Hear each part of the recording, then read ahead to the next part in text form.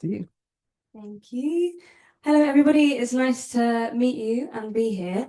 I'm going to spend the next half an hour or so kind of sharing a bit about my work as an advocate, what I'm doing to frame digital and data governance in human rights terms, and a little bit about a research project that I've been involved in, which has taken a participatory action research approach. So really building on the last panel that you heard from. There's lots of different connections to the theme of today. So to fit as many as possible in limited time, I'm going to kind of whiz through, but I will have about 20 minutes for questions, hopefully. And we can also connect afterwards if there's something that sparked your interest. But yeah, I'm just kind of forewarning that the depth may not be there because I'm trying to cover a lot of different things. So yeah, just to start with, my name is Molly Pugh-Jones. I am an advocacy manager for Stop AIDS. Stop AIDS is an HIV, human rights and health advocacy network. We're based in the UK, but we work all around the world. And I've been working with Stop AIDS for about 4 years now. So worked on lots of different topics, but currently work as the expert in digital health and digital technologies. So I got the sense that the symposium was kind of had a focus on UK, European policy, debates, conversations, research. So I wanted to share a little bit about the work that I've been doing in the global space regarding data and digital governance. It's kind of how we frame it, just as a kind of starting point. So we at Stop AIDS kind of describe the space as a Wild West. There's a real kind of lack of coherence, collaboration, agreement about how data and digital tech should be governed, what policies should look like, what laws should look like. I'm sure we're very familiar with many debates, but they can often focus on, the UK, the EU, the US, China, that kind of geopolitical area, but we're seeing some really interesting things coming out of lots of middle-income countries too. So working with colleagues in India and Brazil, for instance, who are working with their governments and at the UN stage to develop policy, which is great. So on the screen, you can see a couple of the UN processes that we've been part of, including the Global Digital Compact, which was agreed a couple of years ago, and set some very, very broad parameters for how to govern data and digital tech. It does have some nice paragraphs on human rights, but this is very representative of the kind of broader UN system, broader UN debates, because civil society had to fight really hard to keep human rights language in that document to frame the digital compact in terms of human rights and make sure that we're centering them as a kind of tool for due diligence in these documents.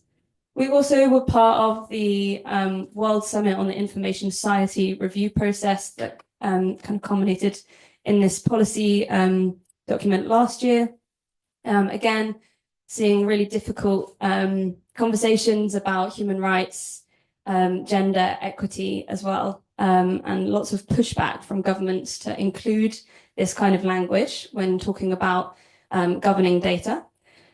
And then the final image on the screen is a report that we co-produced with the WHO and the University of Warwick, where we reviewed national digital health strategies and found that none of the 20 that we reviewed had referenced the word gender, had referenced the word equity, or human rights, had human rights language. So these kind of really frame the key issue starting point for the project that I'm part of.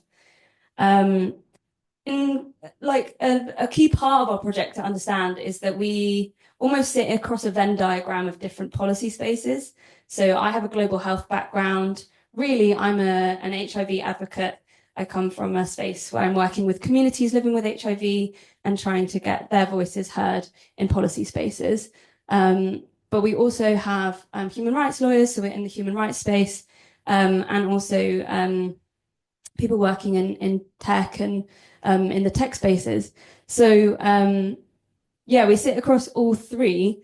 I think in health, we have a lot of barriers to be able to do meaningful work in data and digital governance because we lack technical expertise. So bringing these kind of three Venn diagram pieces together has been a real success story in our project, working in an interdisciplinary way. So that's kind of our starting point. We're engaging in human rights and really trying to take this human rights-based approach, mostly for that accountability piece and that kind of bringing structure into data and digital governance spaces. So I'm going to share a little bit more detail about our project. We are called the Digital Health and Rights Project, and we were really started by a collection of organizations, including StopAIDS, who were working with the Global Fund, which is a big multilateral funding HIV, TB, and malaria. And we noticed that lots of digital technologies were being piloted in low and middle income countries with people living with HIV, but without any kind of like policy or governance structures to make sure that that was being done well. This is something that we now kind of call pilotitis. So we wanted to kind of create a project that responded to that, built academic research and evidence, but also enacted change. So we have a really like lovely, unique combination of academic researchers and advocacy and community-based projects working across three pillars. So we do our academic research, we also do advocacy, which is the pillar I coordinate, and also youth mobilization. So we're seeing a really nice kind of journey from learning and understanding to taking action. We currently have about 40 colleagues across 10 organizations and 10 countries. It's a real learning process to have such a big and diverse project, but it's been great, and I'm excited to share a little bit more about what we've actually been up to. So our academic research focused on the digital human rights of young people in low and middle income countries. And we came up with a series of questions that we wanted to answer. But we were taking a very iterative approach. Many of our academics are social scientists. I have an anthropology background, for instance. Yeah, we kind of had these broad questions that we wanted to understand to inform our advocacy and broader work as civil society and communities. So we were thinking about how do young people experience digital divides, stigma, criminalization associated with their HIV status? Do they have the digital literacy they need to use different tools to understand how their data is being used?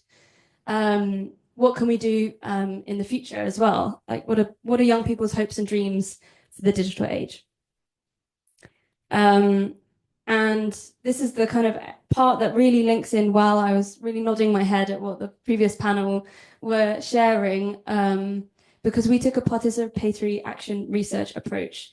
So at the start of our project, in fact, in the grant making process, we brought together young people in each of the 4 countries that we work in.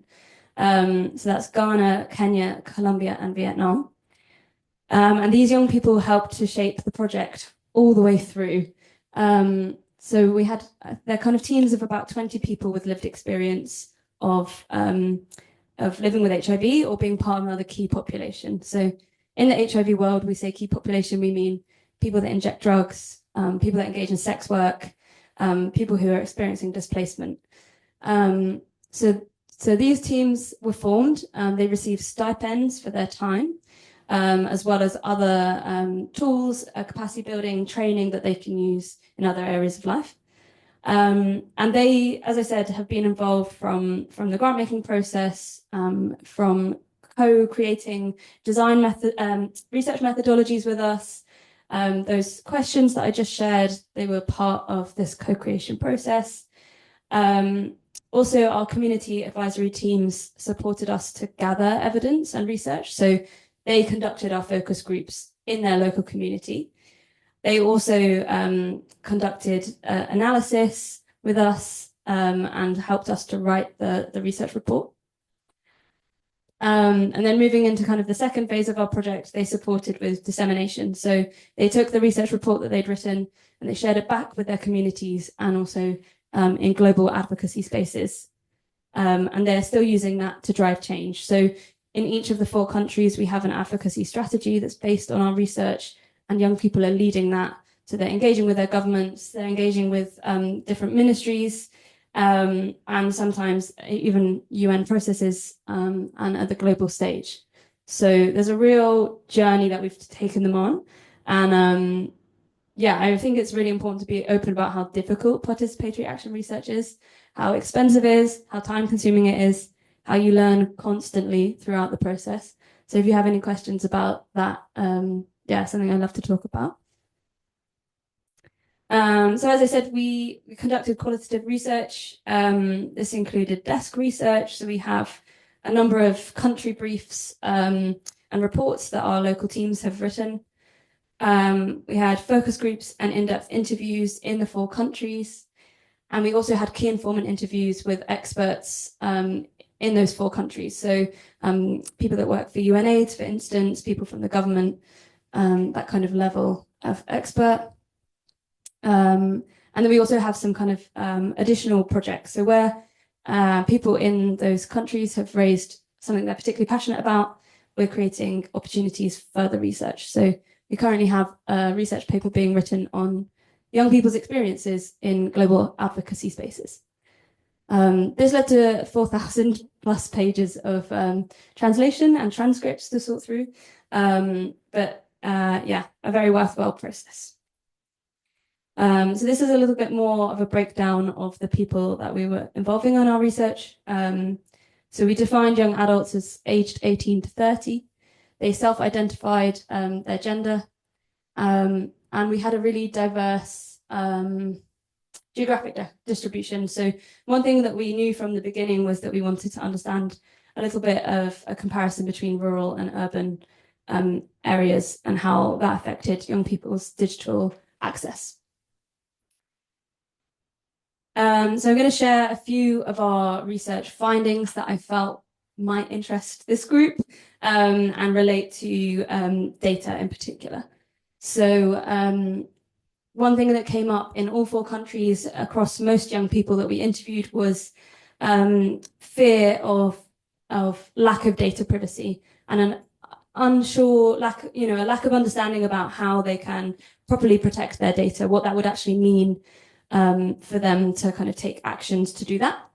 And a lot of this was connected to the fact that they are living with very stigmatized health conditions or engaging in stigmatized work.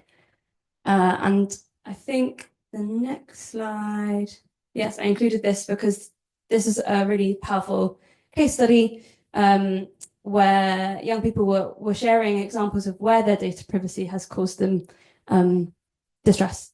So this is a 25-year-old woman that we interviewed in Kenya who shared that her healthcare practitioner was using text messages to share information about her HIV medicines, and her sister saw that over her shoulder, and then she was asked to move out of the family home because of her HIV status.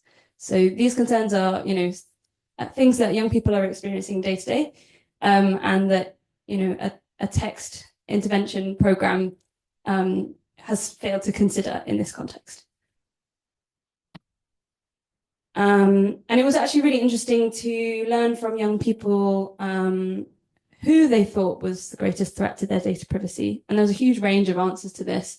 The most predominant was their family members or intimate partners. So that was the kind of the group that was most quoted, that if they had access to my data, they would do wrong by me. A few young people, particularly in Colombia, mentioned distrust of government. I think that's largely to do with the research population there being mostly sex workers and young trans people, and their relationship in that context to the government. And then a few young people, particularly in Vietnam, where there's greater kind of internet penetration, reference kind of health apps and third parties. But this wasn't super widespread. I think most young people, like I said, had that kind of intimate connection to who they felt would use their data. I think if you ask this of young people in the UK, they would have completely different answers. I think young people in the UK would put it more down to big tech and have a bit more of a sense of there's, one villain rather than multiple. Another huge important finding that we didn't really anticipate, and this is kind of the joys of doing such a large iterative study, was that 75% of the people that we interviewed had themselves experienced technology facilitated abuse or witnessed peers experiencing technology facilitated abuse. This term isn't really well defined across any sector, but we've tried to kind of pull out some of the exact examples from our research that we found into a bit of a breakdown there on the screen. So might include online harassment, blackmail, stalking, offline violence. And I think that's an important connection to make, is that a lot of young people described being hooked or targeted online and then experiencing offline violence as a result of that engagement. And mental health impacts of data leaking, of abuse online. And another kind of key part that links back to what I shared at the beginning about the kind of wild west of data and digital governance is most young people said, I don't know where to go for help. I don't know what I do about these issues. I don't know how to be safer online. I don't know how to protect my data. I want to be a human rights defender online and share about my experience living with HIV, or being gay in a country that has anti-homosexuality laws, but I can't do that and I'm being pushed offline. And this is particularly predominant for young women who are lacking an online presence because of their fears of tech-facilitated abuse, stigma, harassment. So that's something that our community advisory teams really felt as a key area for change, and something that our Kenyan and Colombian groups in particular are working on with their governments and with processes like the UN voluntary review process.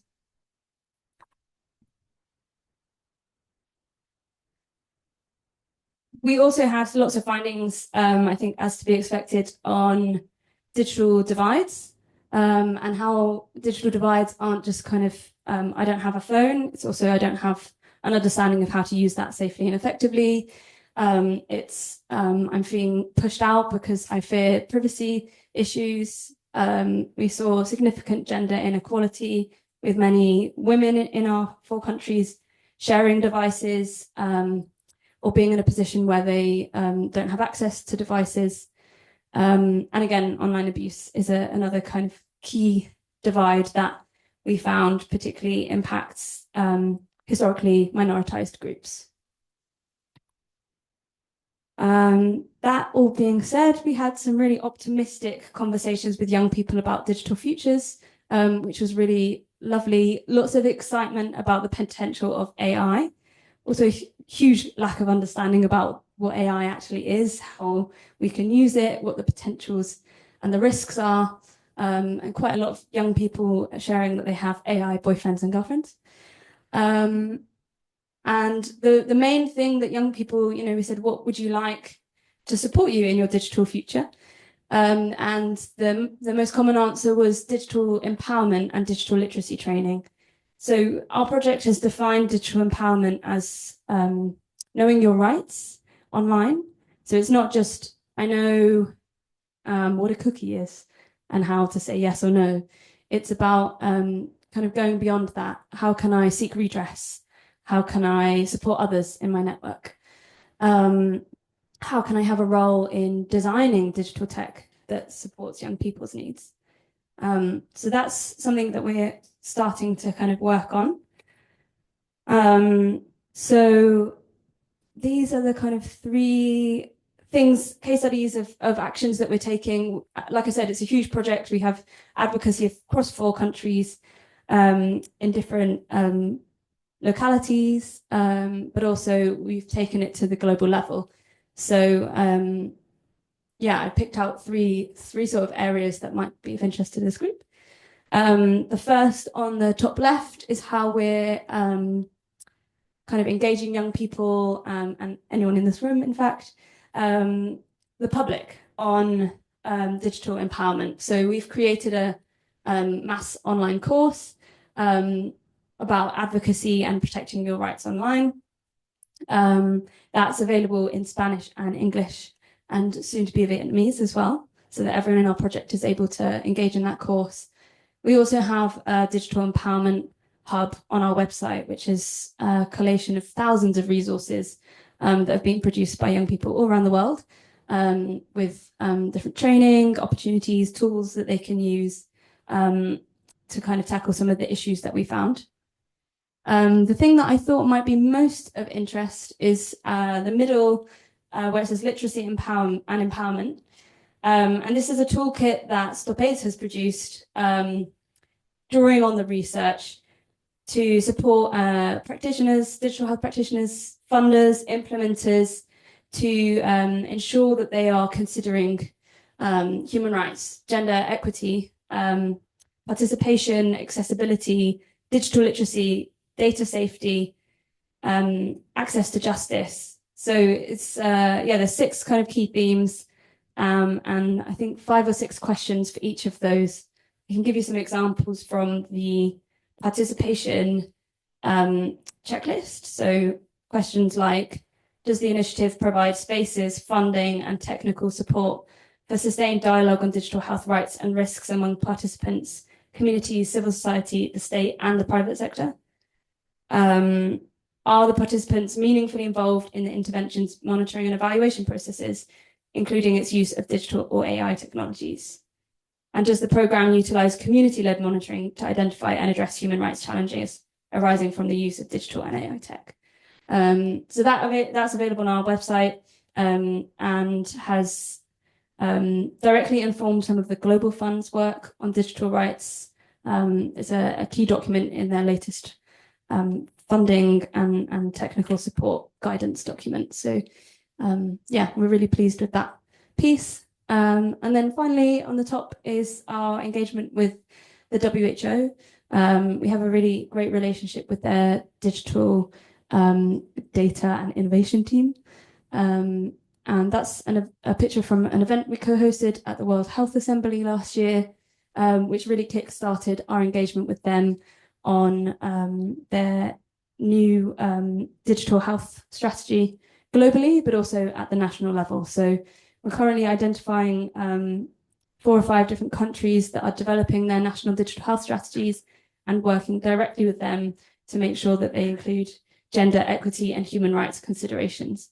So yeah, that's a real whistle-stop tour of the many things that we're doing, hopefully kind of drawing out where there are connections to kind of data, public voice, ownership, and yeah, offering a bit more of a global perspective on how these conversations are going and the gaps that we still have. So yes, I'll leave it there, and maybe there's a roaming mic for any questions.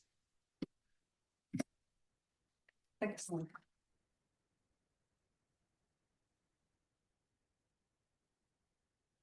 Interesting. Hello. Before I open the floor, Molly, I have a couple of questions. Yeah. I'm trying to hold into the narrative that we've been building earlier today on demonstrating value, not just in a monetary way, but showcasing the value that a trusted open research and data processing pathway can bring in commercial and or in like practical research sense. And one thing that I noticed and it's very appreciative of is this, well, literacy and empowerment. I think echoes with what Jan was saying about like educating, providing information, literacy is power. And I have a sense that in your project, you put a lot of emphasis on supporting the young people to be critical of and good understanding of how their information are being curated, created, and collected. And I kept thinking back to Johnny's slide about your example of someone going through their entire like health journey across different systems, and how even as a person working with health data, I wouldn't be able to name all of the different pockets that a person's experience has been slotted into. Um, so I guess it's a very long-winded question to come back to what level of literacy is sufficient. And I ask this in context of data linkage as well, because a huge goal for this project that Catherine and I are working on is to help challenge the idea that data linkage is too technical for the layperson to understand, but to tell them a bit more about the actual processes and the decisions and the choices and potential biases by ethnic groups, by gender, etc. And whether that is what's needed to give them power, and hoping to get your thoughts and experience in that. Yeah, that's really great. And we did a similar exercise of before young people started, they went through a digital literacy toolkit. And the first question was like, how many things have you logged into today? And what do you think that means for your data? I think in terms of your question, this is why we've created this new definition of digital empowerment. And I think we're trying to go beyond just that technical understanding, but also that young people understand how they can continue learning, continue connecting on this, find resources, critically appraise them, connect with peers. Because I think it would be really difficult to say, okay, we've reached a stage where young people have the right level of digital literacy. I think it depends on every different intersectionality that a young person faces as well. Like a young woman living in Kenya, her level of digital literacy that would be considered appropriate or sufficient is very different to a trans-sex worker in Colombia or a young person living with HIV in Vietnam. So that's why, we kind of prefer to say digital empowerment, because it's about that process and the fact that, once young people become acquainted with the AI in their every day, they're going to be continually on that learning process. So a bit of a fluffy answer, but I think that's why we'd advocate for digital empowerment. I think a follow-up to that is, it is a problem of risk, as Johnny says, in when we're balancing innovation and privacy or safeguarding in that sense. And your points and slides have showed me that what we perceive as risk is dynamic, right? And young people today in Ghana have very different perception and use of AI, for example, as the young people here. And I suggest, apart from the different level of anonymization, perhaps the other variable in this equation is varying perception and evaluation of risk and misuse, perhaps, when such decisions on data sharing is being well communicated.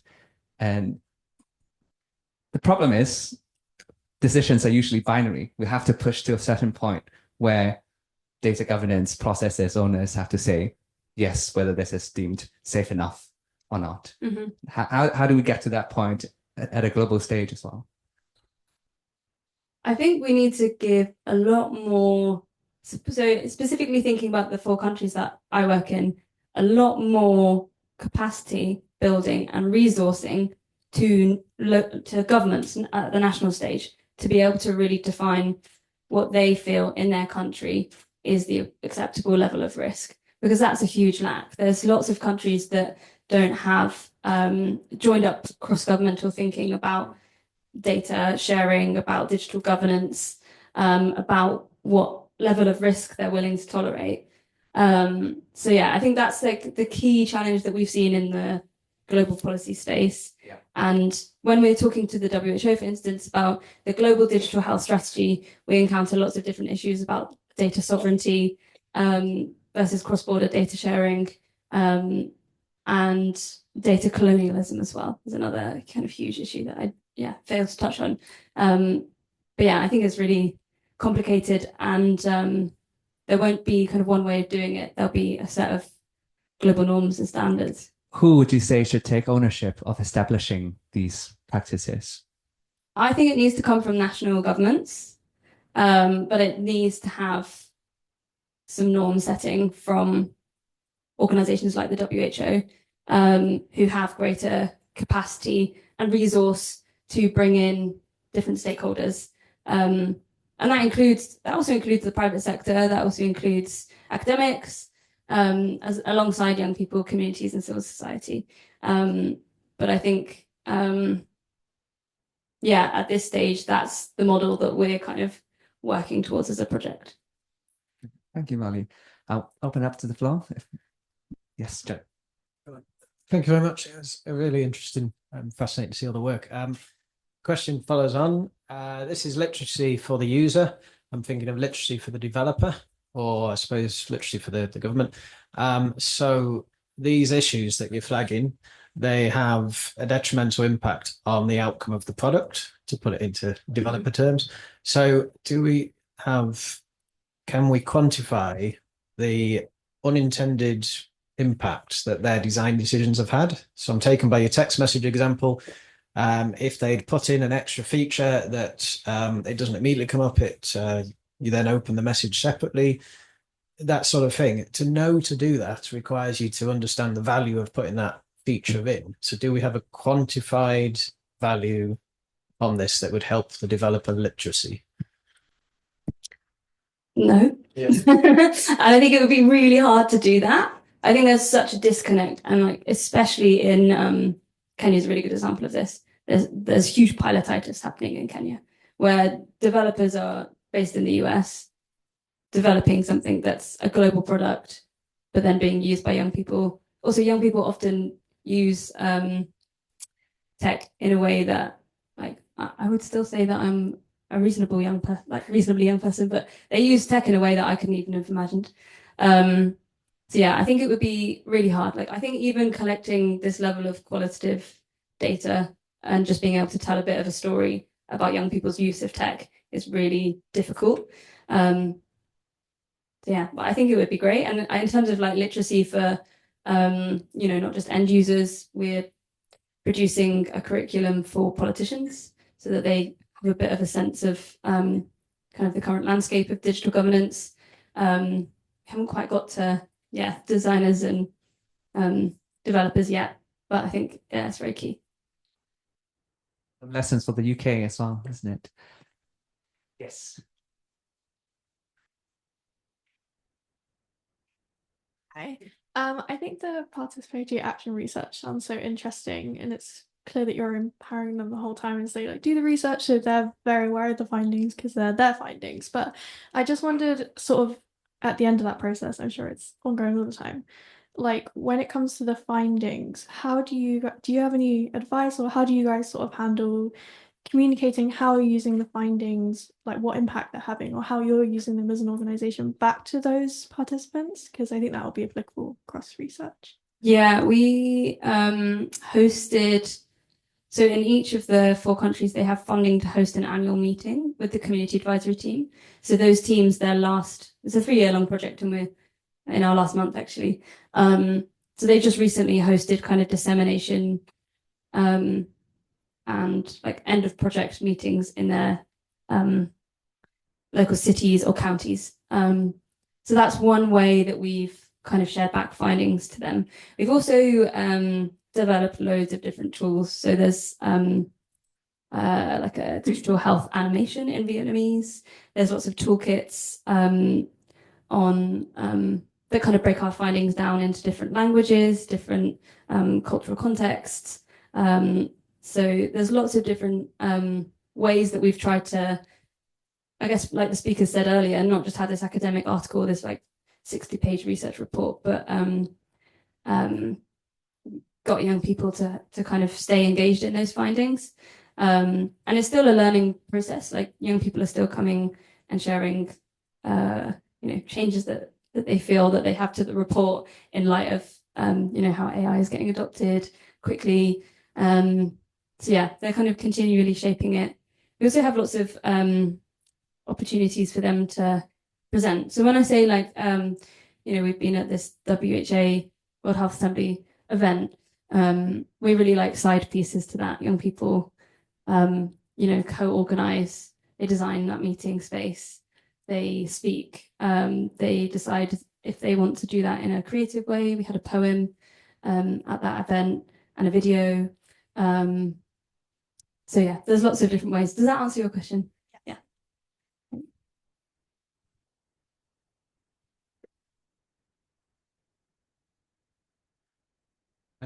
Thanks, Molly. I was just really taken by two things in what you showed, is how much information these young people are potentially just giving away to LLMs, and also just how much risk of global exploitation of low middle income countries are from data usage. And I think alongside that, you touched on the point that a number of them mentioned that they had like AI boyfriends and girlfriends, which seems to tap into kind of a really emotional need or absence or something. So I'm just wondering, like, in this process, how you managed not leaving considerable harm behind, when these seem to be such important connection tools for young people who the level of understanding of perhaps what's happening in the background seem to be very, very low. And yet there's a real kind of obvious emotional need for these, to be able to continue to use these technologies without fear. I'm just wondering how you balance that in some of these conversations. Yeah, I think it's been a real challenge actually, because we're also really keen to allow that to be the case, that young people want to use technology in that way.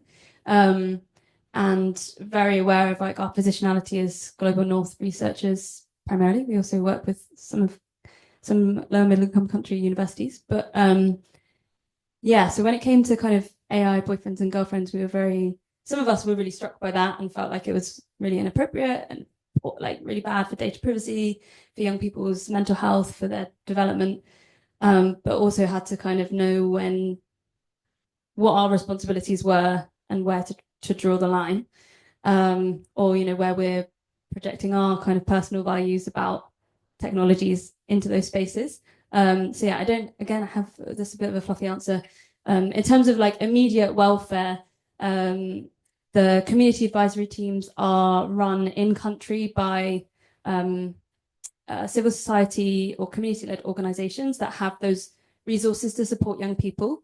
So if a young person flagged, severe harm or disclosed harm that was a safeguarding issue, we had a huge safeguarding team available across the project, but also, peer-led safeguarding in country and resources that they could use. So we could flag that, but allow our partners in those countries to decide whether or not in that cultural context action needed to be taken. But I think, it's been a huge challenge throughout. Lots of different examples have come up. It's emotionally tiring work actually to be encountering stories of digital harm, throughout. But I would say like our young people themselves are organizing in an amazing way. So most of the young people in the community advisory teams are representatives of broader networks of young people. For instance, in Vietnam, we have a young person who is, she runs the Vietnam Trans Network. And in Ghana, we have young people that run human rights defenders groups there. So they're connected into much broader networks and can provide support through that as well. Great, thank you. Any other questions? I think we can take one more.